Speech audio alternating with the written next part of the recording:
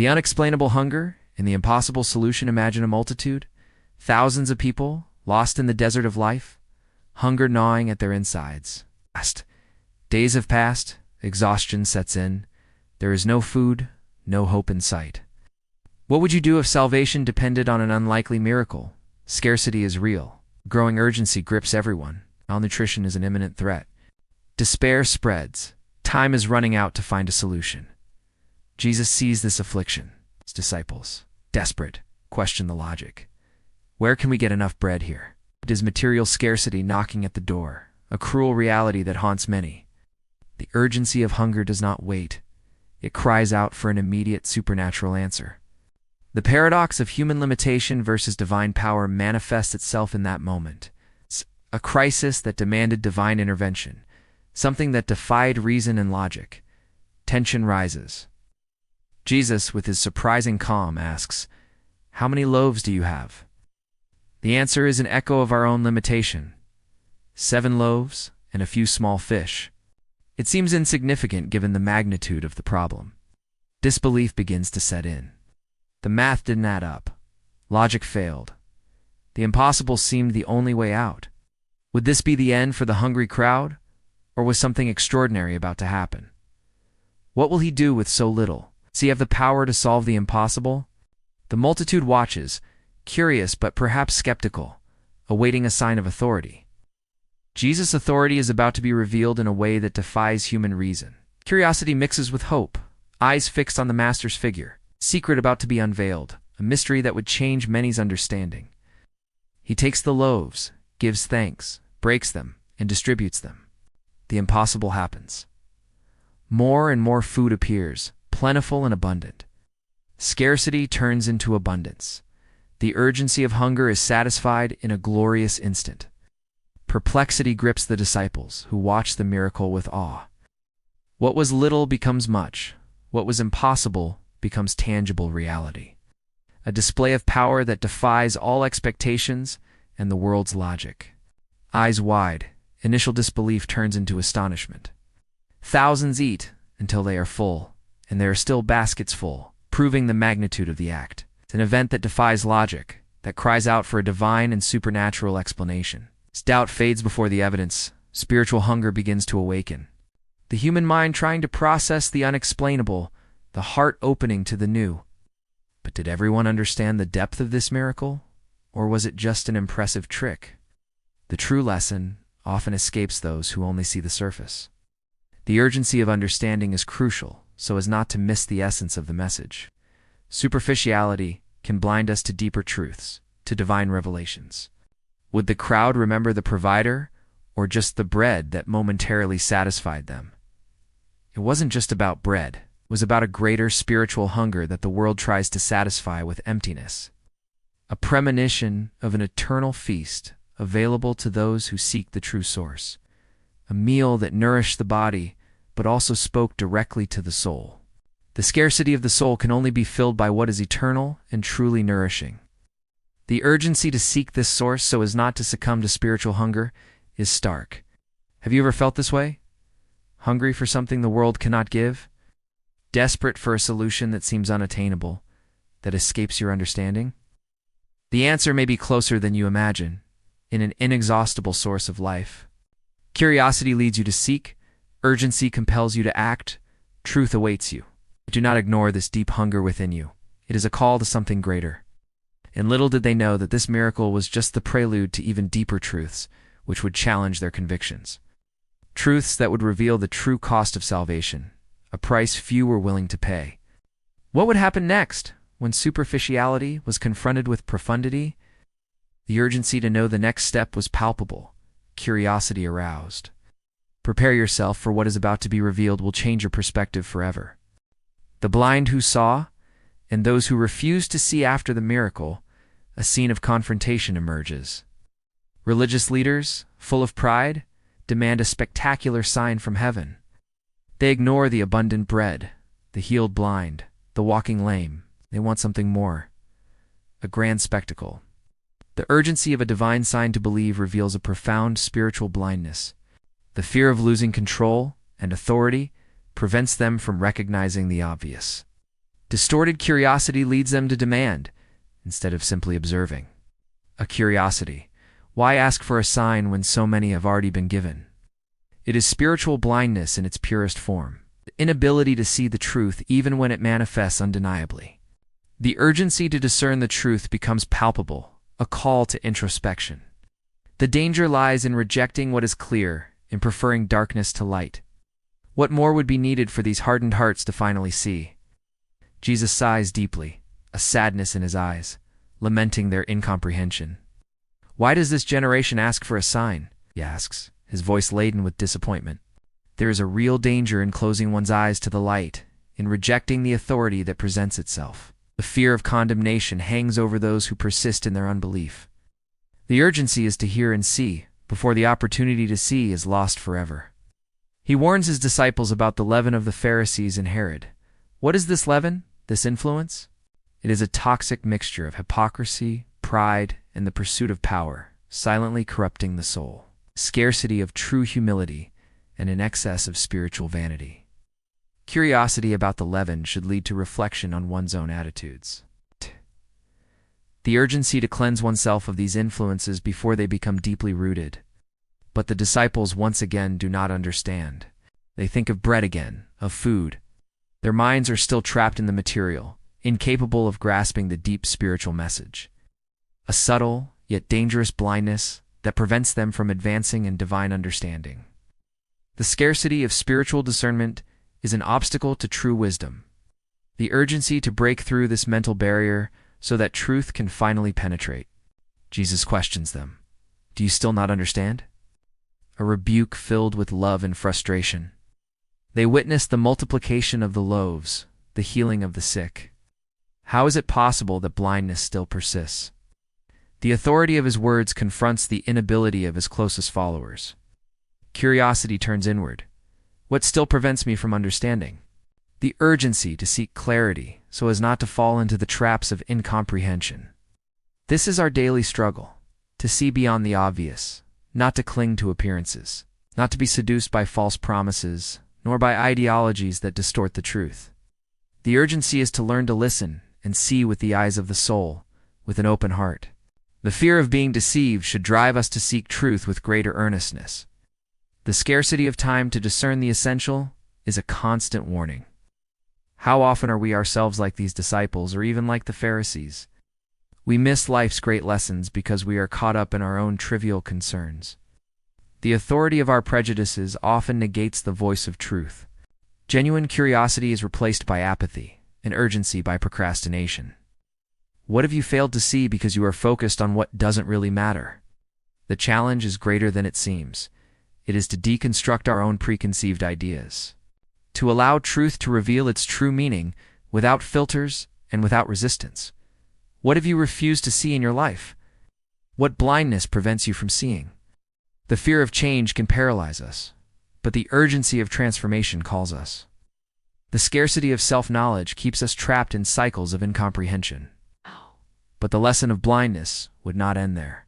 Soon, a literal cure would bring a powerful metaphor, a metaphor for the light that was about to dawn in the hearts of his closest followers. The urgency to prepare for this imminent revelation was palpable. What would happen when blindness was finally dispelled, completely and profoundly? Curiosity grows. The secret of full vision is about to be unveiled. The revealed vision and the secret of the Messiah, a new scene. A blind man brought to Jesus. Here, the healing is not instantaneous, not immediate. It is a process, a gradual revelation, like a mist slowly dissipating. Truth does not always arrive all at once. Sometimes it needs to be understood in stages.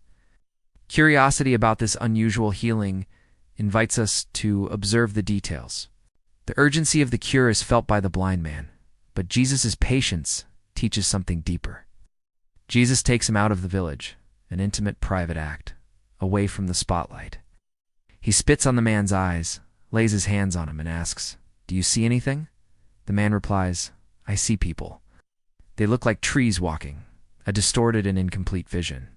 The scarcity of clarity still persists. Partial vision is a metaphor for understanding. The urgency to see completely becomes the man's deepest desire. Why a two-stage healing? It is a powerful metaphor for our own journey of faith. At first, we see things confusedly, distortedly, like shadows and apparitions. Curiosity about the divine process prompts us to seek a clearer vision. Jesus' authority manifests not only in power, but in the patience of learning. The fear of not seeing completely drives us to desire the second touch, the fullness. Jesus lays his hands on him again. Now the man sees clearly. Perfect vision is restored. It is an invitation to reflect what prevents us from seeing the truth in its totality, without distortion. The urgency to achieve this spiritual clarity is a call to each of us. The scarcity of true insights can keep us trapped in the twilight of incomprehension. What are you missing by not having the full vision that Jesus can offer? Shortly after, Jesus asks his disciples, "Who do people say that I am?" The answers vary. John the Baptist, Elijah, one of the prophets. Superficial opinions, based on appearances, curiosity of the crowds, leads them to conclusions based on limited comparisons. The urgency to go beyond appearances to discover Jesus' true identity is crucial. The authority of public opinion can divert from true knowledge. Then, the crucial question, but what about you? Who do you say I am? Silence is broken by Peter. With inspired boldness, he declares, "You are the Christ." The central truth, the turning point of history. The scarcity of men who truly understand Jesus' identity is surprising.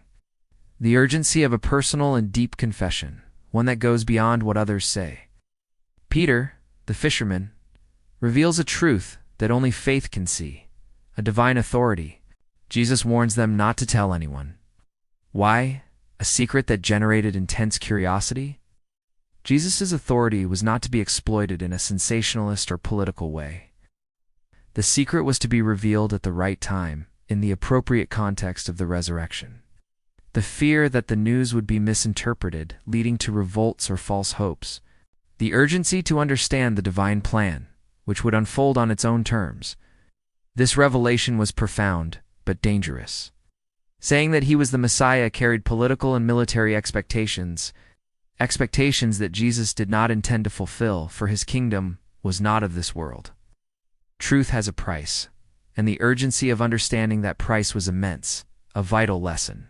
The scarcity of understanding about the Messiah's nature was an obstacle. Curiosity about Jesus' true purpose was an invitation to a deeper journey. Have you ever encountered a truth so powerful that sharing it immediately could cause more harm than good? Discretion is a gift, and wisdom is essential to know the right time. The urgency to act with prudence and strategy to protect the true message. The authority of your knowledge must be used responsibly, not sensationally. The fear of rushing events and compromising the greater plan, but Peter's understanding was incomplete. The confession was true, but the path the Messiah was to follow. It was still a painful mystery that Jesus was about to unveil, a dark secret. The urgency to reveal the true cost of redemption was upon the Master. What he was about to teach would turn everyone's expectations upside down. Prepare yourself, for the next step will reveal the essence of discipleship and the price of salvation. The way of the cross and the price of truth now, the most shocking truth, something that defied human logic and hopes. Jesus begins to teach that the Son of Man must suffer many things, be rejected, killed, and then rise again. A harsh, unthinkable message for his followers who expected a victorious Messiah. Fear and incomprehension take over, curiosity clashes with the pain of revelation. The urgency to accept this reality, however difficult, was crucial for the divine plan. Peter, the same one who had just confessed Jesus as Christ, rebukes him. He cannot accept the idea of suffering and death for his Messiah, fleeing from the harsh reality. He sees the glory but shuns the cross, wanting power without sacrifice, victory without struggle. The scarcity of acceptance of suffering in the divine plan was a mental barrier. Jesus' urgency to confront this distorted view, to prevent it from spreading. Jesus turns to Peter and sternly rebukes him with impactful words. "Get behind me, Satan," scene of impact, of unquestionable authority that shocks and warns. Peter, who represented the rock, was now a stumbling block, a temptation to deviate from the divine purpose. The fear of being an obstacle in God's path, the urgency to align oneself with the higher will, Curiosity about the depth of this spiritual clash reveals the seriousness of the mission. Jesus calls the crowd and his disciples and makes the definitive statement, "If anyone would come after me, ... let him deny himself and take up his cross and follow me." There are no shortcuts, no easy path. The scarcity of true followers willing to pay the price is a constant in history. The urgency of this call resonates in every heart that seeks a greater purpose. Jesus' authority does not impose, but invites to a radical and transformative choice. For whoever wants to save their life will lose it. But whoever loses their life for my sake and for the gospel will save it. A paradoxical truth, a scarcity of easy life that leads to true life. The fear of losing one's soul is a powerful trigger for deep reflection. The urgency to make this decision before it's too late is overwhelming. Curiosity about the meaning of losing life to gain it prompts the search for understanding. What good is it for someone to gain the whole world yet forfeit their soul? The urgency to prioritize the eternal over the temporal, the spiritual over the material. What is worth more to you, your fleeting comfort or your eternal salvation? The scarcity of value given to the soul in a consumerist world is a modern tragedy. The fear of making the wrong choice, of regretting it when there's no turning back. If anyone is ashamed of me and my words in this adulterous and sinful generation, ... the Son of Man will be ashamed of them when he comes in his Father's glory with the holy angels. The fear of divine rejection, of eternal shame, is a somber and powerful warning. The urgency to take a stand, to defend the faith, not to be ashamed of Christ. The authority of Jesus coming as the final judge invites us to holiness now. It is the story of a radical invitation, of a love that demands everything, of a journey that passes through pain to reach glory. A choice that will define your destiny, a decision that will echo throughout eternity. The scarcity of time to decide is real. Life is a blink of an eye. The urgency to respond to this call before the opportunity is gone is immense. Curiosity about the after should guide you to the right decision now.